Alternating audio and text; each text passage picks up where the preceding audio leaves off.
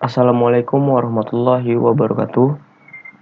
Pada kesempatan hari ini, saya akan mempresentasikan laporan hasil penelitian saya yang berjudul pengaruh waktu terhadap proses adsorpsi free fatty acid atau FFA pada CPO menggunakan silika dari sekam padi. Saya sendiri Muhammad Yudi Saputra dengan NIM D11211511026. Pertama-tama saya ingin mengucapkan terima kasih kepada dosen penguji Ibu Sri Rezeki SSI MSc dan Ibu Wivina Diah Ivontianti SSI MN, dan kepada dosen pembimbing pada penelitian ini Pak Syarul Hairi SSI MN dan Ibu Renjani Ratih Rakasiwi STMT. Latar belakang pada penelitian ini yaitu peningkatan jumlah penduduk dan pertumbuhan industri yang pesat di Indonesia menyebabkan ketersediaan energi saat ini berada di ambang batas dan akan menghadapi krisis energi dalam waktu dekat.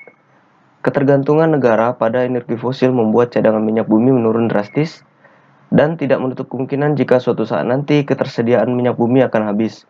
Dapat dilihat pada tabel data cadangan energi di Indonesia mengalami penurunan pada setiap tahunnya. Salah satu upaya untuk menjaga ketersediaan energi jangka panjang adalah dengan mengurangi penggunaan energi dari minyak bumi menjadi energi alternatif.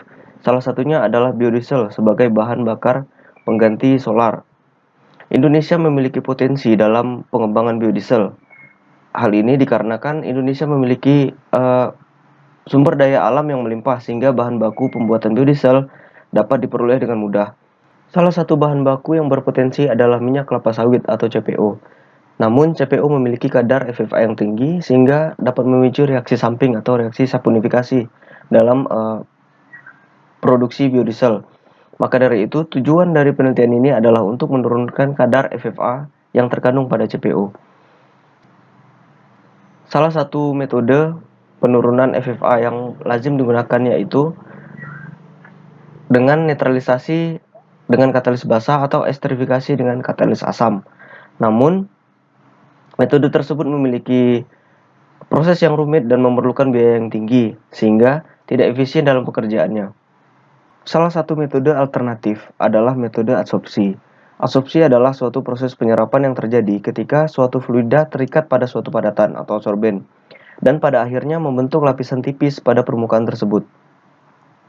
Metode adsorpsi dinilai lebih efisien karena pengerjaannya yang relatif sederhana dengan efektivitas yang baik. Salah satu adsorben yang berpotensi adalah silika, karena silika merupakan suatu material berpori sehingga memiliki luas permukaan yang tinggi.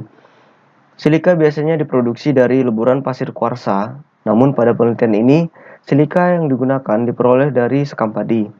Menurut penelitian Ismu Naji tahun 1988, sekitar 65% berat padi adalah beras dan 20%-nya adalah sekam padi. Tentunya ini merupakan suatu potensi mengingat sekam padi belum dimanfaatkan secara maksimal. Karena menurut penelitian Krishna Rao pada tahun 2001, sekam padi yang telah dibakar sempurna mengandung silika dengan kadar yang tinggi, yakni berkisar 87-97% berat kering. Silika bisa didapatkan dari sekam padi melalui proses pembakaran dengan suhu terkontrol. Pembakaran dengan suhu terkontrol akan menghasilkan silika amorf. Silika amorf sendiri memiliki struktur yang acak sehingga menghasilkan luas permukaan yang tinggi. Karena luas permukaan yang tinggi inilah silika dapat dimanfaatkan sebagai adsorben. Proses ekstraksi silika juga tidak memerlukan metode yang rumit, hanya dengan ekstraksi pada cair dengan larutan alkali sebagai pelarut. Karena silika dapat larut pada larutan alkali, dalam penelitian ini digunakan NaOH dan akan mengendap kembali pada saat pH netral. Endapan inilah yang bila dikeringkan akan menghasilkan serbuk silika sekam padi. Silika dapat digunakan sebagai adsorben karena merupakan material berpori, sehingga memiliki luas permukaan yang tinggi. Dengan alasan inilah, pada penelitian ini akan dilakukan uji adsorben silika dalam proses penurunan kadar asam lemak bebas atau FFA pada CPO dengan kajian variasi waktu. Hal ini dikarenakan waktu merupakan salah satu faktor penting dalam proses adsorpsi, sehingga diharapkan nantinya akan didapatkan waktu yang optimal dalam penurunan kadar asam lemak bebas pada CPO menggunakan silika dari sekam padi. Tinjauan pustaka pada penelitian ini yang pertama, ekstraksi silika dari abu sekam padi yang dilakukan oleh Agung pada tahun 2013 menggunakan pelarut KOH dengan bahan baku abu sekam padi dan didapatkan yield silika sebesar 50,97% dari 10 gram abu sekam padi. Kemudian penelitian kedua dilakukan oleh Soleh pada tahun 2014 menggunakan pelarut KOH dan NaOH dengan bahan baku abu sekam padi. Didapatkan yield silika sebesar 10,80% dengan menggunakan pelarut KOH dari 15 abu sekam padi dan 22,59% menggunakan pelarut NaOH dari 15 gram abu sekam padi. Dan Ginanjar dan kawan-kawan pada tahun 2014 menggunakan pelarut NaOH dan bahan baku abu sekam padi. Didapatkan yield silika sebesar 52,12% dari 10 gram abu sekam padi. Kemudian tinjauan pustaka yang kedua yaitu suhu pengabuan sekam padi. Pada penelitian yang pertama itu dilakukan oleh Hadi dan kawan-kawan pada tahun 2013 dengan variasi suhu 500, 600, 700, dan 800 dan 900 derajat Celcius dengan kajian sintesis silika dari abu sekam padi. Didapatkan hasil suhu pengabuan yang optimal pada suhu 700 derajat Celcius. Kemudian Illusion Wu dan kawan-kawan pada tahun 2015 melakukan suhu pembakaran pada 550, 600, dan 650 derajat Celcius dengan kajian perolehan kadar silika pada abu sekam padi. Diperoleh hasil suhu pengabuan optimum pada suhu 650 derajat Celcius. Kemudian tinjauan pustaka yang ketiga yaitu penurunan kadar free fatty acid atau FFA pada CPO dengan variasi waktu. Ramli dan kawan-kawan melakukan penelitian pada tahun 2013 dengan menggunakan absorben silika dari sekam padi. Dilakukan pada bahan baku biodiesel dengan variasi waktu 30, 60, 90, dan 120 menit. Didapatkan hasil penurunan kadar FFA sebesar 78,64% pada waktu 30 menit. Kemudian Justinah dan Rahayu pada tahun 2014 menggunakan bioabsorben dari eceng gondok dengan bahan baku CPO dengan variasi waktu 20, 40, 60, 80, dan 100 menit. Didapatkan hasil penurunan FFA yang optimal pada 100 menit yaitu sebesar 27,3%. Kemudian Rahayu dan kawan-kawan pada tahun 2014 menggunakan absorben dari ampas, pati aren, dan bentonit pada bahan baku minyak goreng bekas dengan variasi waktu 20, 40, 60, 80, dan 100 menit. Didapatkan hasil yang optimum pada 100 menit dengan perolehan penurunan kadar FFA terbesar 49,39%. Kemudian Hajar dan Mufidah pada tahun 2016 menggunakan absorben dari ampas tebu dengan bahan baku minyak goreng bekas dengan variasi waktu 24, 48, dan 72 jam. Hasil optimal didapatkan pada waktu 72 jam dengan perolehan 50%. Kemudian Hashim pada tahun 2019 melakukan penelitian penurunan kadar FFA menggunakan absorben dari bioabsorben limbah batang pisang pada CPO dengan variasi waktu 30, 60, 90, 120, dan 150 menit. Didapatkan hasil penurunan kadar FFA optimum pada waktu 90 menit sebesar 38,08%. Oke. Kemudian dasar teori pada penelitian ini yaitu secara umum proses absorpsi adalah proses penyerapan atau pembentukan suatu lapisan yang disebabkan oleh adanya zat yang terserap pada permukaan suatu padatan. Zat yang terserap ini disebut adsorbat dan zat yang dapat menyerap yang permukaannya dapat menyerap molekul lain disebut dengan adsorben. Absorpsi terbagi menjadi dua jenis yaitu absorpsi secara fisika dan absorpsi secara kimia. Absorpsi secara fisika berhubungan dengan gaya van der Waals dan merupakan suatu proses reversible yang apabila daya tarik-menarik antara zat terlarut dan adsorben lebih besar daripada daya tarik-menarik antara zat terlarut dengan pelarutnya, maka zat yang terlarut tersebut akan terabsorpsi pada permukaan adsorben. Kemudian, absorpsi secara kimia yaitu reaksi yang terjadi oleh ikatan kimia antara zat padat dan zat terlarut yang terabsorpsi. Ikatan yang terbentuk dari absorpsi kimia biasanya lebih kuat. Salah satu faktor yang mempengaruhi pengoptimalan proses absorpsi adalah waktu kontak, yang dimana semakin lama waktu kontak yang diberikan dapat memungkinkan proses penyerapan molekul adsorbat berlangsung lebih baik. Namun apabila waktu yang diberikan terlalu lama, adsorben akan mencapai titik kesetimbangan di mana kemampuan adsorben untuk menyerap molekul adsorbat akan menurun. Dengan memanfaatkan waktu kontak yang optimal akan membuat proses absorpsi berjalan lebih efisien. Berikut ini merupakan struktur kimia dari silika amorf.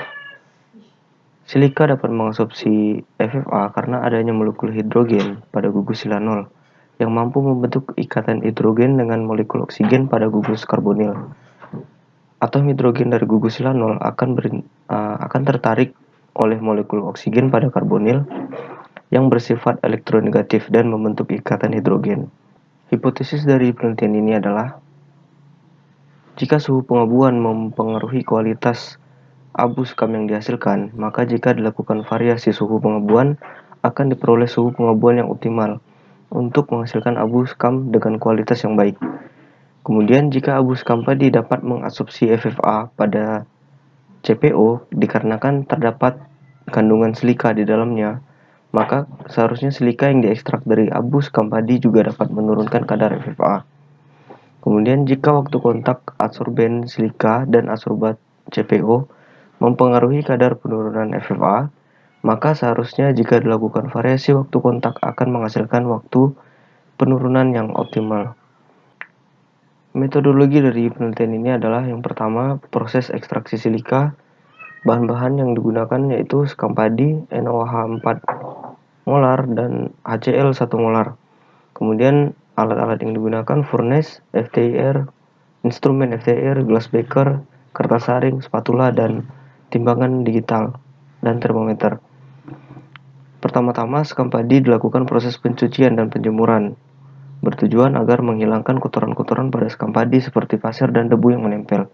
Kemudian skam padi yang telah bersih dijemur menggunakan sinar matahari, di bawah sinar matahari. Kemudian skam padi yang telah kering dilakukan proses pengabuan pada suhu 300, 500, 700, dan 900 derajat Celcius selama 2 jam. Dan hasil dari setiap variasi abu dikarakterisasi menggunakan instrumen FTIR. Hasilnya, abu skam padi dengan spektrum FTIR terbaik dilarutkan ke dalam larutan NaOH dengan konsentrasi 4 molar pada suhu 80 derajat Celcius selama 60 menit. Kemudian larutan natrium silika ditambahkan HCl 1 molar secara perlahan hingga pH netral. Kemudian endapan yang didapat dicuci dan disaring kembali. Kemudian setelah disaring, endapan yang didapat dikeringkan pada suhu 105 derajat Celcius selama 1 hari. Kemudian silika yang telah kering digerus dan didapatkan serbuk silika. Kemudian dikarakterisasi menggunakan FTIR. Berikut merupakan reaksi yang terjadi antara NaOH dengan silika membentuk larutan natrium silikat. Kemudian natrium silikat ditambahkan dengan HCl membentuk padatan silika dengan reaksi samping NaCl dan air. Kemudian metodologi pada proses absorpsi FFA, bahan-bahan yang diperlukan yaitu adsorben silika skam padi, kemudian CPO atau crude palm oil, kemudian alat-alat yang dibutuhkan heat mantle, kertas saring, Erlenmeyer, magnetic stirrer, dan timbangan digital dan termometer. Mula-mula CPO dimasukkan CPO ke dalam Erlenmeyer sebanyak 100 ml, kemudian dipanaskan pada suhu 70 derajat Celcius. Setelah mencapai suhu 70 derajat Celcius, adsorben silika ditambahkan sebanyak 1 gram ke dalam CPO yang sudah dipanaskan. Kemudian diaduk menggunakan magnetic stirrer dengan pengadukan konstan dengan masing-masing variasi waktu 30, 60, 90, dan 120 menit. Kemudian masuk ke hasil dan pembahasan. Yang pertama, preparasi sekam padi. Mula-mula sekam padi dicuci terlebih dahulu untuk memisahkan kotoran yang menempel pada sekam padi. Kemudian sekam padi yang sudah bersih dikeringkan di bawah sinar matahari. Pengeringan dilakukan untuk mengeliminasi kandungan air dengan menguapkan air dari sekam padi. Hal ini bertujuan agar mempermudah proses pengabuan. Kemudian masuk ke tahap kedua, yaitu pengabuan sekam padi. Sekam padi dibakar menggunakan furnace dengan variasi suhu untuk mengetahui suhu pengabuan yang optimum. Sekam padi ini dibakar dengan pembakaran sempurna untuk menghilangkan senyawa organik yang terkandung dalam sekam padi, seperti selulosa, hemiselulosa, dan lignin, dengan menggunakan tungku pemanas atau furnace. Suhu pengabuan yang optimal diketahui dengan cara membandingkan hasil pengabuan sekam padi di berbagai variasi suhu dengan persentase penyusutan massa dan massa akhir sekam padi. Variasi suhu yang dilakukan yaitu 300, 500, 700, dan 900 derajat Celcius. Dilakukan penahanan selama 2 jam. Berikut merupakan hasil pengabuan sekam padi. Didapatkan hasil pengabuan sekam padi dengan massa akhir yang berkurang di setiap pertambahan suhu pengabuan, yang artinya massa senyawa organik seperti selulosa, hemiselulosa, lignin, dan polimer yang terkandung pada sekam padi telah berkurang seiring dengan meningkatnya suhu pengabuan. Pada suhu pengabuan 500, 700, dan 900 derajat Celcius, perubahan yang penyusutan massa yang terjadi tidak terlalu signifikan. Namun berbeda dengan penyusutan massa yang terjadi pada suhu 300 ke 500 derajat Celcius, terjadi perbedaan penyusutan massa yang cukup signifikan, yaitu sebesar 68%. Tampilan fisik abu sekam padi pada suhu 300 berwarna hitam. Hal ini menandakan senyawa organik pada sekam padi belum terbakar secara sempurna. Tampilan abu sekam padi pada suhu 500 berwarna putih. Hal ini menandakan senyawa organik pada sekam padi sudah teroksidasi dengan sempurna. Kemudian tampilan fisik abu sekam padi pada suhu 700 dan 900 derajat Celcius berwarna putih, namun ada sedikit partikel hitam atau black particle. Menurut penelitian yang dilakukan oleh Krishna Rao pada tahun 2001, black particle ini muncul akibat dari adanya unsur kalium yang meleleh. Hal ini membuat senyawa karbon terperangkap pada lelehan kalium dan tidak dapat teroksidasi karena tidak dapat bersentuhan langsung dengan udara. Unsur kalium itu sendiri berasal dari disosiasi senyawa kalium oksida. Percepatan suhu pengabuan yang tinggi juga menyebabkan hal ini terjadi karena membuat oksidasi senyawa organik terjadi bersamaan dengan pelepasan unsur kalium dari senyawa kalium oksida. Dan kalium tersebut akan mengalami pelelehan karena titik leburnya yang hanya 63 derajat Celcius. Akibatnya, senyawa karbon akan terperangkap pada unsur kalium yang meleleh pada permukaan abu sekam padi dan membentuk black particle. Kemudian, berikut merupakan hasil analisis STR abu sekam padi dari berbagai sampel. Yang sampel A adalah sampel sekam padi tanpa perlakuan pembakaran. Kemudian spektrum B adalah sampel abu sekam padi dengan suhu pembakaran 300 derajat Celcius. Kemudian spektrum IR yang C adalah abu sekam padi dengan suhu pembakaran 500 derajat Celcius. D adalah spektrum IR abu sekam padi dengan suhu pembakaran 700 derajat Celcius. Dan E adalah spektrum IR abu sekam padi yang dibakar pada suhu 900 derajat Celcius. Berikut merupakan hasil analisis FTIR sekam padi tanpa perlakuan pembakaran. Pada grafik spektrum IR yang A, ini adalah spektrum IR sekam padi tanpa perlakuan pembakaran. Dapat diketahui terdapat banyak puncak-puncak serapan yang menandakan banyaknya senyawa pengotor organik pada sekam padi.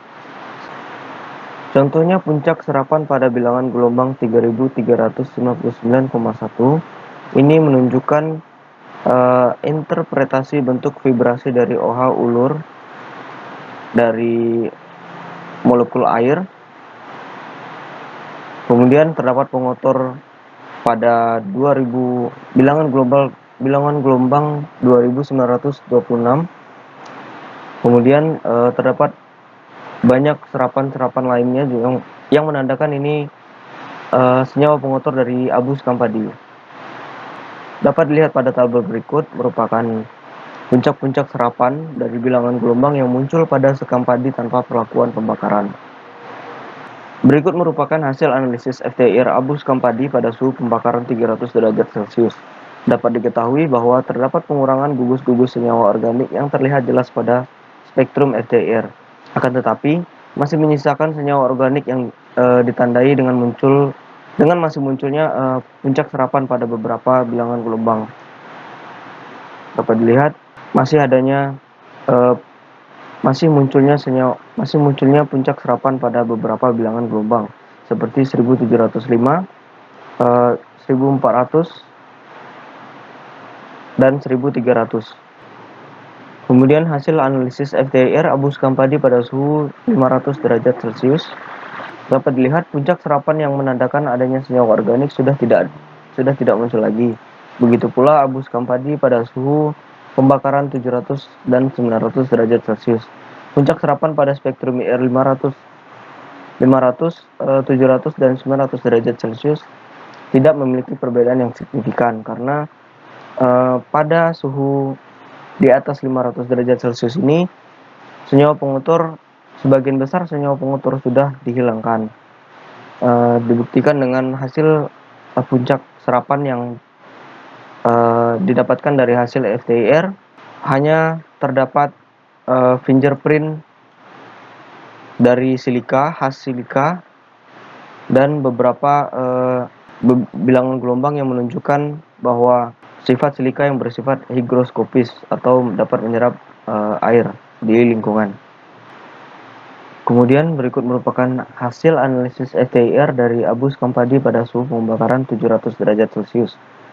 Memiliki kemiripan dengan spektrum IR yang dilakukan pada suhu 500 derajat Celcius dengan bilangan gelombang yang muncul dengan perbedaan yang tidak terlalu signifikan atau mirip. Kemudian berikut merupakan hasil analisis FTIR abu skampadi pada suhu 900 derajat Celcius. Diketahui bahwa terdapat adanya penambahan bilangan gelombang yaitu senyawa karbon yang menandakan terbentuknya fix karbon. Berikut merupakan penambahan bilangan gelombang yang muncul. Adalah bentuk interpretasi dari gugus karbon, ulur dan tekuk.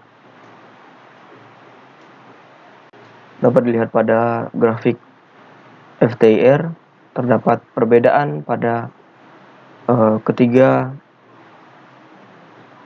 variasi suhu pembakaran.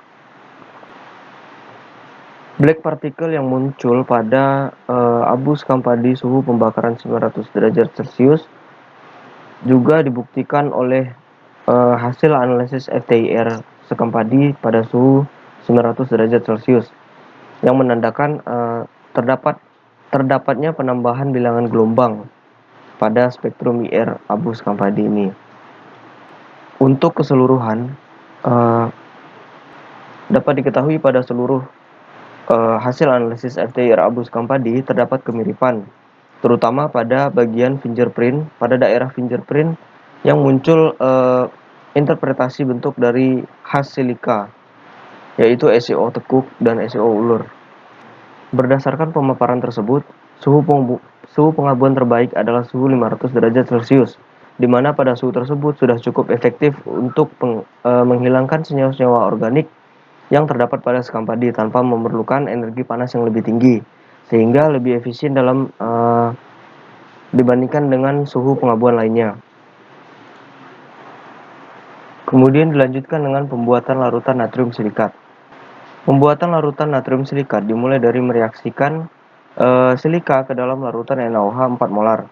Konsentrasi 4 molar diperoleh dari perhitungan stoichiometri reaksi yang terjadi pada saat reaksi silika dengan NaOH dengan asumsi konversi sebesar 97%.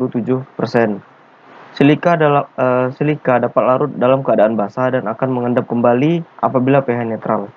Maka dari itu, untuk menetralkan natrium silikat dapat dengan menambahkan larutan HCl.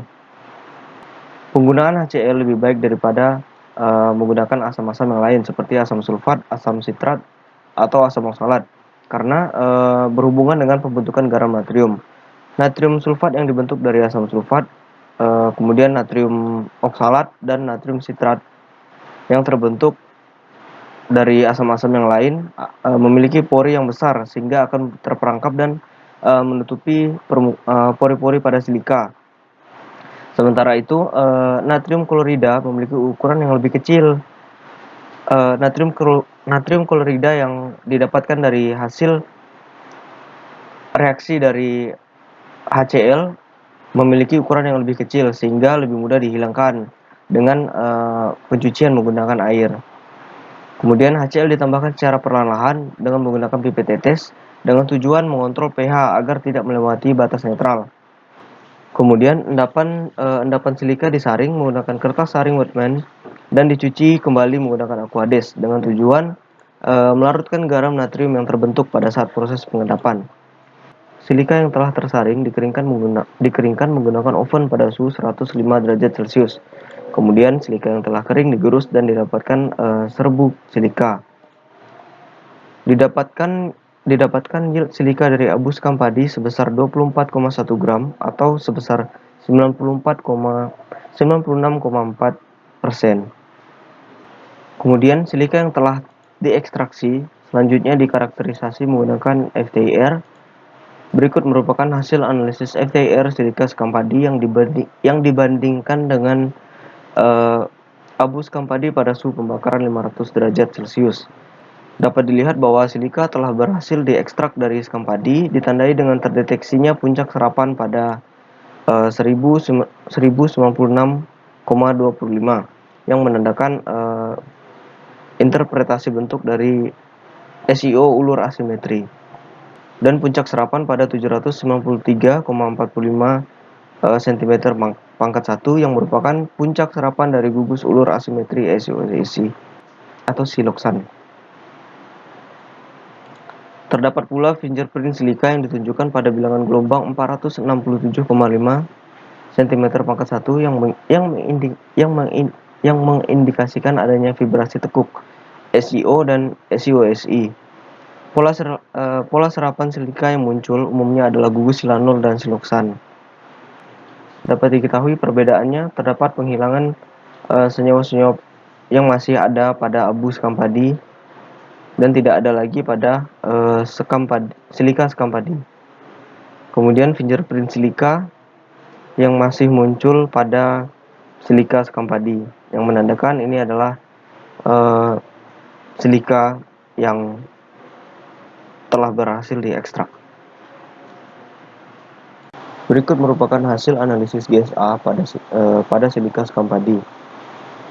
Dapat diketahui pola asupsi isoterum pada permukaan silika yang terbentuk menunjukkan pola kenaikan secara cepat pada tekanan relatif yang rendah, kemudian meningkat secara perlahan setiap kenaikan tekanan relatif, dan meningkat secara drastis pada tekanan relatif yang mendekati 1.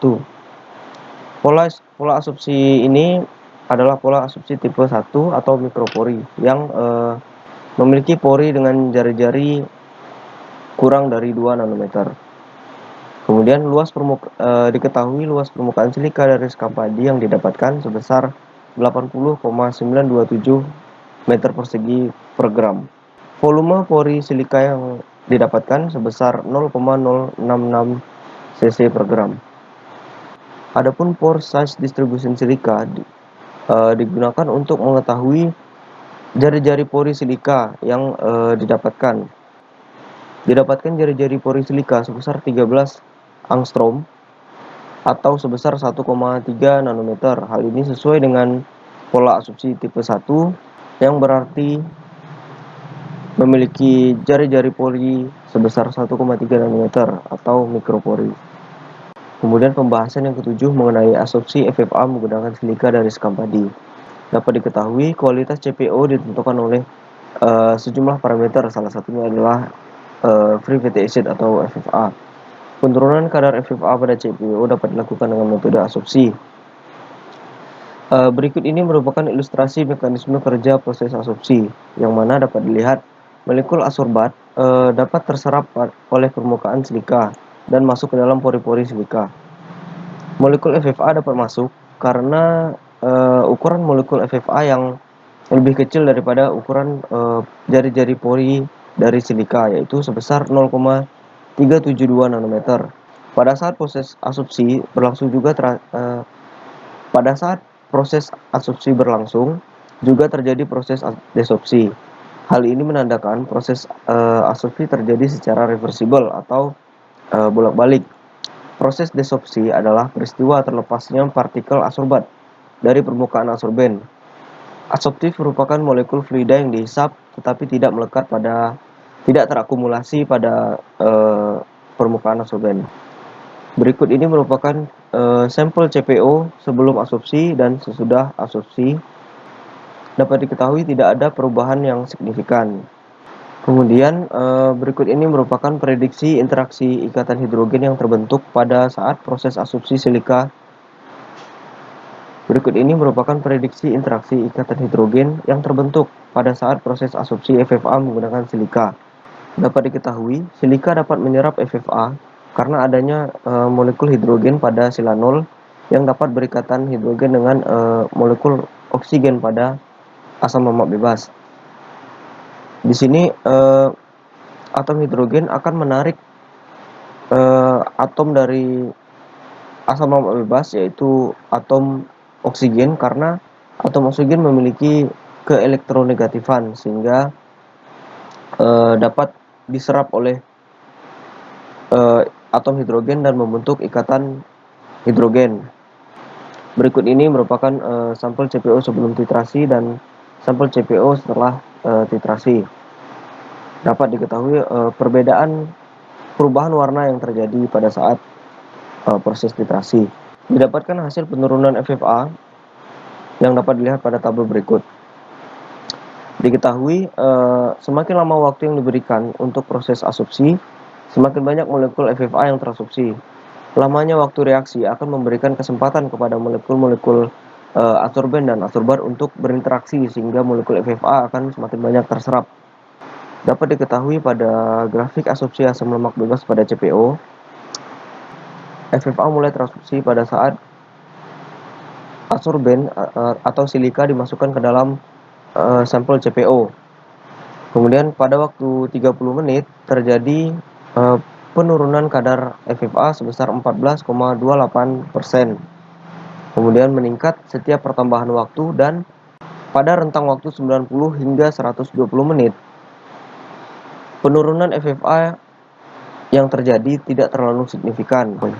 Hal ini terjadi karena kesetimbangan pada permukaan silika hampir mencapai kondisi jenuh oleh senyawa, terutama senyawa asam lemak bebas, sehingga kemampuan asopsinya menurun karena semakin berkurangnya situs aktif pada permukaan silika.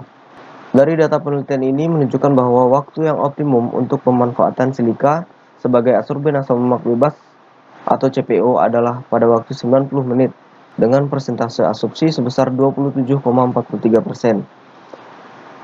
Penyerapan yang terjadi pada waktu 128 menit bukan merupakan waktu yang optimal, karena meskipun penyerapan yang terjadi lebih besar dibandingkan dengan penyerapan yang terjadi pada waktu 90 menit, akan tetapi waktu yang dibutuhkan lebih lama dengan hasil penyerapan yang tidak berbeda jauh dari hasil sebelumnya, sehingga proses asopsi pada waktu 120 menit itu kurang efisien. Maka dari itu, waktu yang optimal adalah pada waktu kontak 90 menit. Kemudian berikut ini merupakan kapasitas asopsi dari silika sekam padi. Dapat diketahui dengan menggunakan rumus kapasitas asopsi berikut, yang mana konsentrasi awal larutan dikurangi dengan konsentrasi akhir larutan, kemudian dikalikan dengan volume larutan pada saat proses asopsi dan massa adsorben pada saat dilakukan proses asopsi.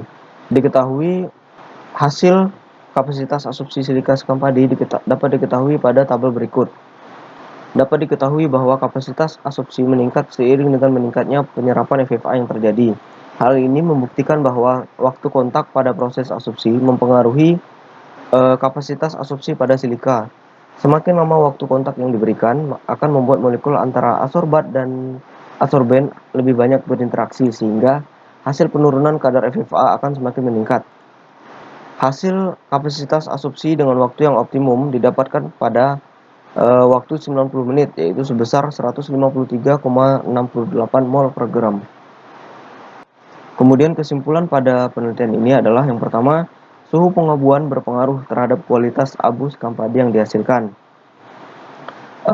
Dapat diketahui bahwa senyawa pengotor pada sekam padi berkurang seiring dengan meningkatnya suhu pengabuan. Dan didapatkan suhu optimum yang digunakan yaitu 500 derajat Celcius dengan perolehan massa akhir sebesar 32% atau persentase penyusutan sebesar 68%. Yang kedua, silika mampu mengabsorpsi asam lemak bebas atau FFA pada CPO dengan efisiensi penyerapan yang optimal terjadi pada waktu kontak 90 menit, yaitu sebesar 27,43%. Kemudian, waktu kontak adsorben mempengaruhi penurunan FFA pada CPO. Dapat diketahui bahwa semakin lama waktu kontak antara adsorben dan CPO, semakin besar pula penyerapan FFA yang terjadi. Hal ini dikarenakan semakin banyak molekul FFA yang terabsorpsi pada silika. Adapun saran pada penelitian ini yaitu untuk mengkaji variasi lain pada saat proses adsorpsi seperti variasi suhu dan konsentrasi untuk mengetahui kondisi optimum dari setiap variabel. Kemudian mengkaji lebih dalam mengenai faktor yang mempengaruhi proses ekstraksi silika seperti pengaruh pH pada saat pengendapan sehingga luas permukaan silika dapat ditingkatkan. Sekian dan terima kasih. Saya akhiri. Wassalamualaikum warahmatullahi wabarakatuh.